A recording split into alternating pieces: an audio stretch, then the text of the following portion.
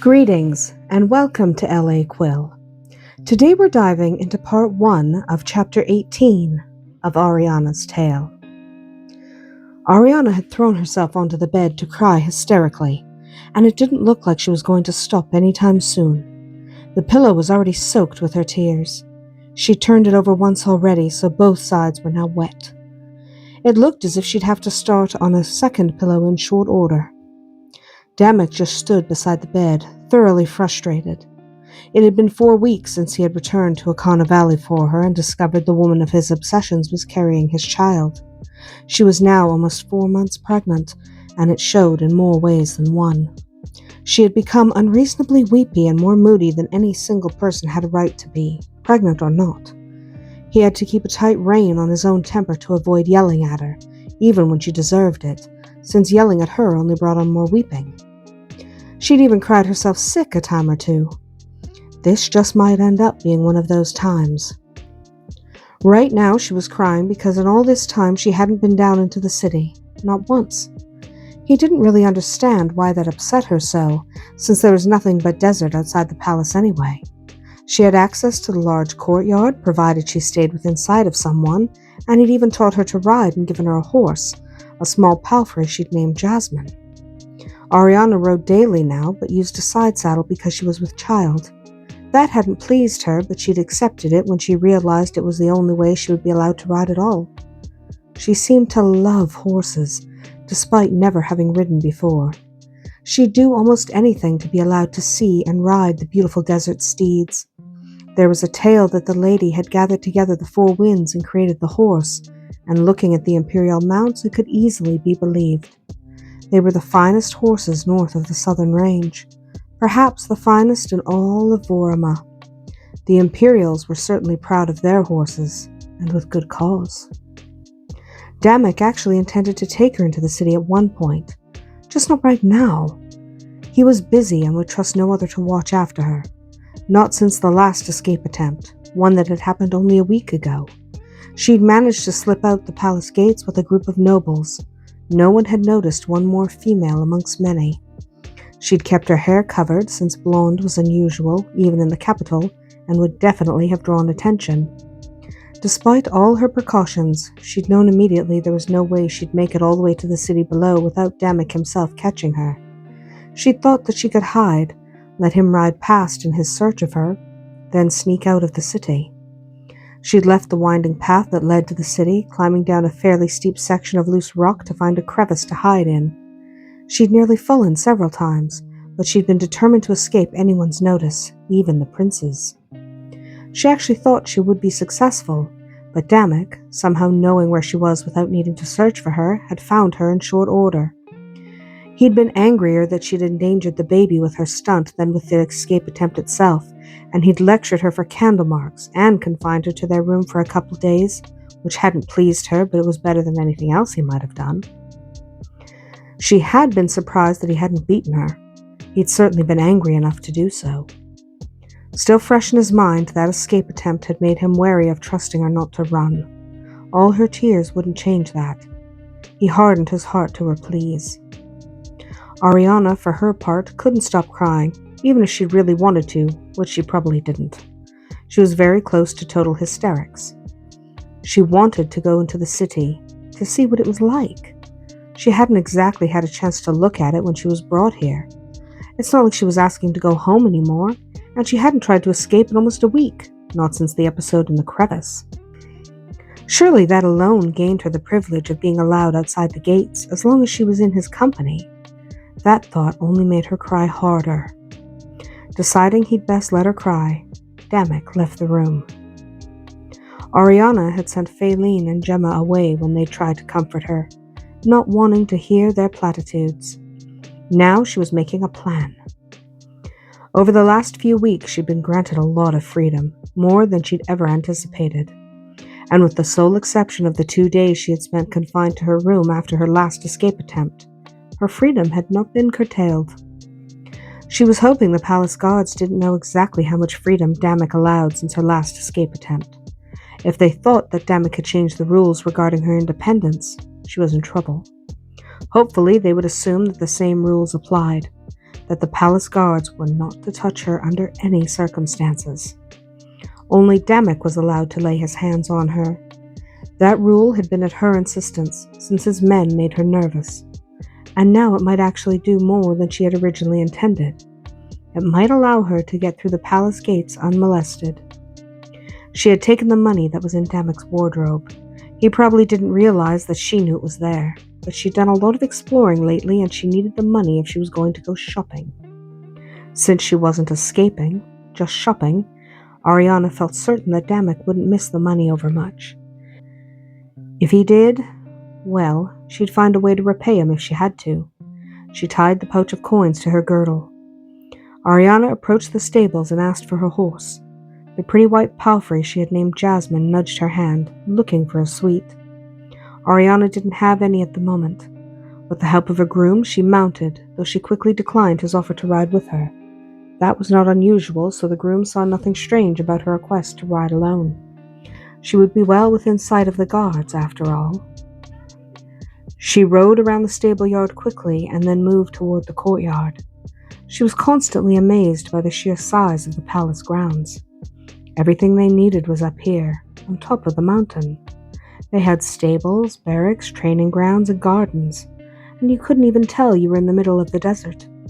It was an ingenious way to have a piece of paradise in the middle of such a desolate land. And it was a paradise that Arianna herself had much enjoyed these past weeks. She rode past her own little herb garden. Damuk had allowed her to grow some herbs and had even given her a still room for her own use.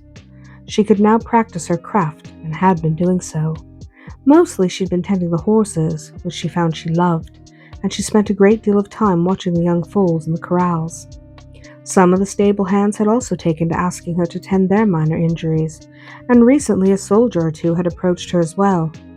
It made her feel needed, and she appreciated it. Moving as casually as she was able, she made her way toward the palace wall. No one tried to stop her. No one seemed to be paying any attention at all to her. She kept riding casually as if she was going for a quick jaunt around the grounds. As she approached the gates, she saw that several people were leaving. The guards were not even paying attention, used to all the comings and goings of the nobility. This was her best chance. Even if they noticed her blonde hair, which was again covered by her hood, they might assume she was part of a larger group. It was to her benefit that the guards today were different than they had been during her last attempt to escape. Those men would have seen her immediately. These ones just might not. She moved up amongst the group of people, glad she was wearing a riding cloak despite the heat. She pretended for all the world that she was just another noble in the group. And then, she just rode through the gates. 4 candle marks later, Damuk was furious. Faylene had found him in the throne room during a council meeting and told him that Arianna could not be located. When her horse had been found missing and the stable boy had told the midwife that the young girl had been riding along the outer wall, she had known Arianna had run again. Her only choice had been to tell the prince, though she had felt as if she were betraying Arianna in doing so. Now Damuk rode through the palace gates, his face a mask of fury. He had been able to track her to the market square in the city using his magic, and he intended to find her before she escaped into the desert. He had thought that Arianna was content enough to stay here, with him, and have her child in peace, and that her latest attempt to escape had also been her last. Apparently not. He'd chain her to the bed if he had to, but this was the last time she would escape him. He would not lose the mother of his child. Not now. The odd thing was, he was almost certain her intent wasn't to run. She'd certainly tried escaping several times. Each time some instinct had warned him and he'd caught her, though not always before she'd made it out of the palace compound. But he'd always managed to find her, no matter where she hid. A week ago, she'd tried hiding along the spiral path leading to the city. She'd crawled into one of the deep crevices that dotted the mountain, hoping that they would eventually give up looking for her. He'd ridden out and somehow known exactly where to look. It was almost as if, because she was already so close, he could sense her presence. It was something similar to instinct, but not quite the same. Whatever it was turning out to be quite useful. He was pretty sure it wouldn't work over long distances, but it had helped him catch her without the use of magic. He wondered at this strange new ability, one he'd never displayed before he had brought Arianna to Crown City. And why it only worked with Arianna, he wasn't sure. Regardless of the reason, he was glad of it. He'd be able to find her easily enough. Arianna gave not one thought to the consequences as she enjoyed her time in the city. Not having enjoyed such freedom since before Damuk had washed up on shore, she wanted to take full advantage of it now. She had made her way to the market square and was now seeing some magnificent items. She didn't buy much, just a few beautiful ribbons, a pearl choker, and a new pair of slippers. Everything was safely tucked away in the bag her horse carried. She found the city fascinating. She was from a tiny town where you were lucky to see one trader a year. Most traders never came at all. The vast majority of the items here would never be seen in Akana Valley. Maybe in Sitha, if you could find them anywhere at all in the Republic, but certainly not in her tiny valley. At the moment, she was tasting some delicious sweetmeats from a local vendor. They were so light and sweet, better even than those at the palace. She said as much to the lady selling them, and the woman beamed with pride. One thing that amazed Arianna was the variety of people here. The city was almost segregated. Slaves in one area, peasants in another, with merchants and nobles also having their own areas of the city. But in the market square, everyone seemed to mingle. There were slaves purchasing items for their masters right next to the nobles of the realm. Merchants and peasants also moved throughout the throng. It was certainly a sight to behold, at least for a peasant girl from the Aryan Republic. A commotion began at the other end of the market square. Slaves were dropping to their knees, foreheads touching the ground. Peasants were on their knees as well, while soldiers saluted and the nobles bowed or curtsied as he passed. Arianna turned and almost groaned. It was Damuk, and he looked anything but happy. She'd known there would be a price to pay, but she had been hoping it wouldn't be this soon. She was not looking forward to this. She gathered her sweetmeats quickly and waited for him, not even bothering to run. As soon as he drew near enough, he reached down and swept her onto his horse, causing her to drop her small bag of sweets. He grabbed Jasmine's reins, tied them to the pommel of his saddle, and immediately headed in the direction of the palace. Damuk eyed not one word, he ground out. Arianna stiffened at his tone and would have tried to sit so that she wasn't touching him, except that her back hurt. She elbowed him in the stomach, which she regretted immediately when he tightened his grip on her painfully. You're hurting me, she whined. Damuk loosened his grip, but more for the baby's sake than hers. He wanted to whip her until she swore she'd never run again. He wanted to throw her face down across his saddle right now and give her the thrashing she so richly deserved. He wanted to shake her until her teeth rattled. But no, he couldn't do any of that because of the child she carried. Maybe he should just place a spell of coercion on her so she couldn't even think about leaving him. That would certainly solve his problem. They rode in stony silence. As they entered the palace, not one person looked towards them. None wanted to get in the middle of this. He abandoned the horses to the stable hands and half-dragged her into the palace. Taking her straight to his chambers, he almost threw her into the bedchamber and left, slamming the door.